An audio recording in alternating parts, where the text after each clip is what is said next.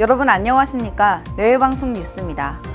오늘 대법원은 사회주의 등 자신의 신념을 이유로 병역을 거부할 수는 있지만 그 신념이 가변적일 경우 허용되지 않는다고 판결했습니다.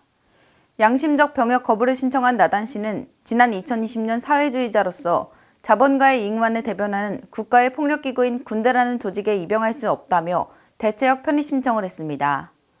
하지만 병무청 대체역 심사위원회는 나 씨의 신청을 기각해 나 씨는 소송을 냈으나 1심과 2심 법원도 대체역 심사위의 결론이 타당하다며 원고 패소로 판결했습니다.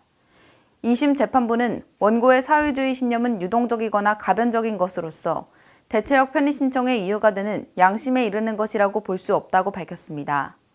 또 폭력에 대한 원고의 입장이 일관되지 않아 보이고 군 복무 거부 결정이 사회주의 신념에서 비롯된 것인지 선택적 비폭력 신념, 반전주의에서 비롯된 것인지 그 실체를 분명하게 파악하기 어렵다고 덧붙였습니다. 예비부부를 올리는 스튜디오 촬영, 드레스 대여, 메이크업, 이른바 스드메 갑질의 원천인 주요 결혼대행 업체의 불공정 약관이 무더기로 적발돼 시정됐습니다. 이 같은 불공정 약관을 계속 사용할 경우 시정명령을 거쳐 고발까지 당할 수 있습니다.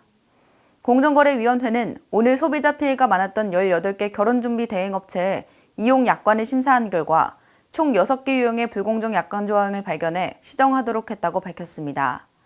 대행업체는 촬영, 드레스 대여, 메이크업만 기본 서비스로 정한 뒤 나머지 서비스를 20개에서 30개의 옵션으로 잘게 쪼개 추가 요금을 받고 있었습니다.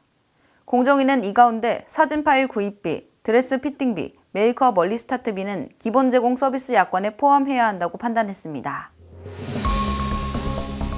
이어서 간추린 뉴스입니다. 검찰이 김건희 여사 공천 개입 의혹의 핵심 인물인 명태균 씨와 김영선 전 의원 등 관련자 4명에 대해 구속영장을 청구했습니다. 영장 실질심사는 모레 창원지방법원에서 진행됩니다. 젤렌스키 우크라이나 대통령이 쿠르스크에서 적군 약 5만 명과 교전하고 있다고 밝혔습니다. 젤렌스키 대통령은 북한군 약 11,000명이 이곳에 있다고 밝혔는데 실제 전초 투입 가능성도 제기됩니다. 삼성 서울병원에서 260g으로 태어난 국내에서 가장 작은 아기 예랑이가 병원 생활 198일 만에 집으로 돌아갔습니다. 태어날 때는 3.19kg으로 건강하게 태어난 것으로 알려졌습니다. 시장금리 하락과 외국인 관광객 증가 등으로 한국은행의 은행권 발행 규모가 코로나19 이전 수준을 회복했습니다. 올해 10월까지 순 발행된 은행권은 모두 9조 4천억 원입니다. 빠른 뉴스 행복을 전하는 내외방송 이지현입니다.